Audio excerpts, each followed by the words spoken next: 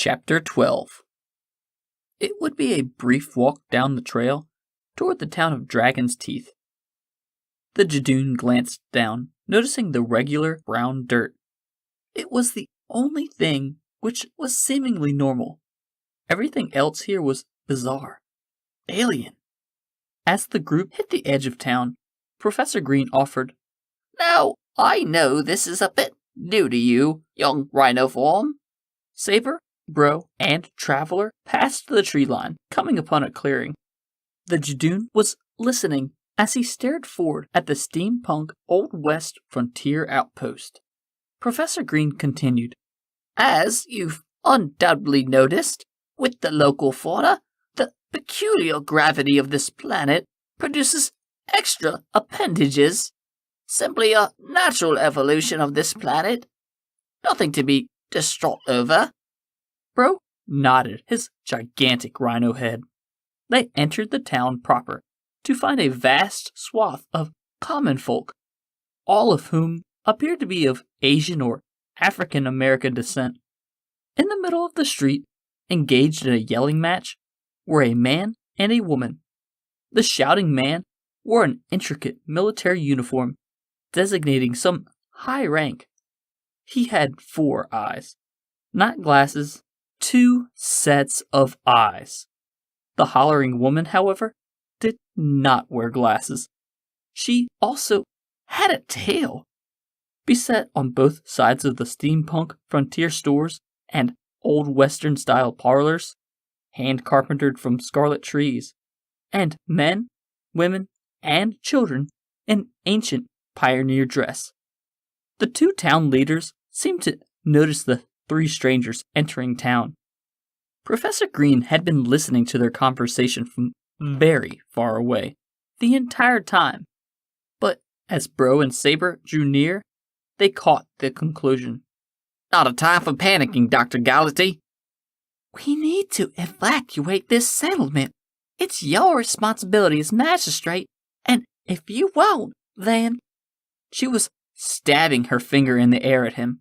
The 4-eyed magistrate shushed her. "Let me deal with this first, at least." He abruptly turned to face the time-traveling foreigners. "Welcome to Dragon's Teeth. So happy you've arrived safe and sound." He held out his arms wide, walking toward Professor Green, Saber, and Bro. "You've been expecting us?" Saber tilted her head. Bro seemed oblivious to her suspicious nature, due to a group of 4 to 5-year-olds which had encircled the walking, talking rhinoceros. They were excited, never having seen a rhino with only 2 legs before, especially one that could talk and walk. Bro was enthusiastic as they were. He'd never seen humans with tails or extra eyes or extra arms before. The Jadoon, in all his deep space travels with the Shadow Proclamation, got to see little else but boring, black, endless space.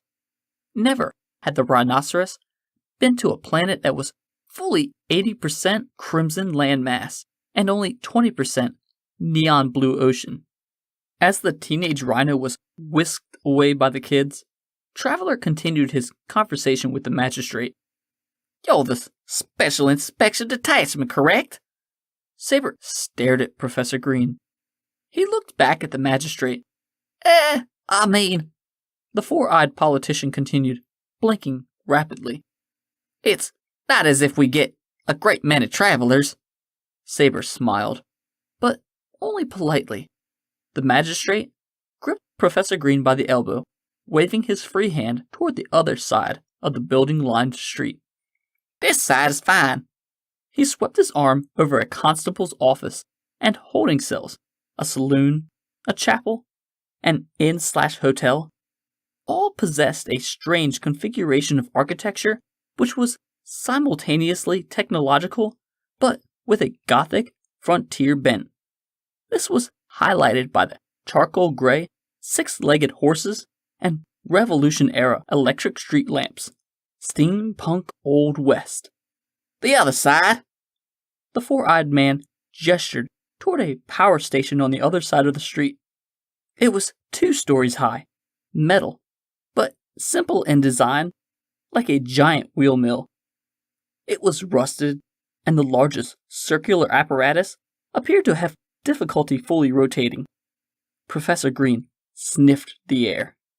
Power was supplied to the town via super ultraviolet light from the purple sun, harnessed into solar, superheated plasma units. This made Dragon's Teeth fully self-sufficient as far as electrical power went. I understand, The stranger in the green suit commented. Lucky you gave us a call. He looked over at the magistrate. And you are? Oh, The 4-eyed man nodded, extending a hand. necessary. Floyd necessary. I'm the magistrate here. Or some folk call me the mayor. I'm Professor Green. The CHRONARCH shook the magistrate's hand. That's easy enough to remember. The magistrate necessary grinned. He stared at the jade and emerald-hued suit of this strange inspector. Indeed. Traveler nodded.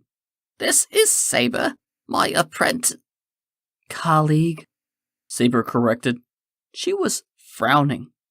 Floyd, Professor Green ignored her and began walking away with the magistrate necessary. let us investigate here for... Saber didn't hear the rest of the conversation. And the time agent didn't much care. She had her eye on the Understowed, a bar/inn across from the horse-strewn dirt road. The proprietor, J.B. Understowed, watched the abnormally attractive time agent stroll in through the swinging hinged saloon door. What the 2-headed owner of the hotel and bar found most odd were not her looks, but rather that she only had 2 arms, 2 eyes, and no tail. How very boring. Meanwhile, Professor Green strolled along the busy thoroughfare with Floyd Necessary, Dragon's Teeth's local leader.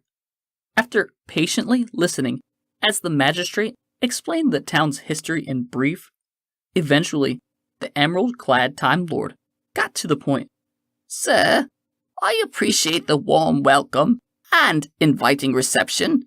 Rest assured the power plant will pass all due inspections. What I'd like to discuss with you is the issue I found so distasteful in regards to the doctor. Necessary grimaced. Dr. Golightly? Georgia? She's been here for about 2 years. We're lucky to have her, but they're awesome. The magistrate's voice lowered. Some concerning developments that I'd rather not broadcast to the gentlefolk of Dragon's Teeth.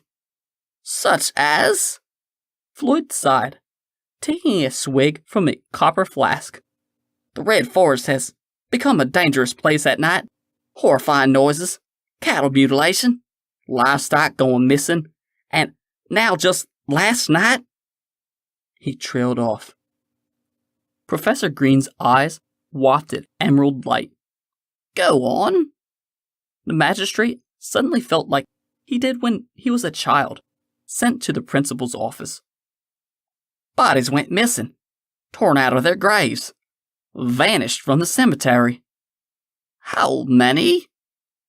Floyd Necessary stared at the stranger in the green suit. All of them.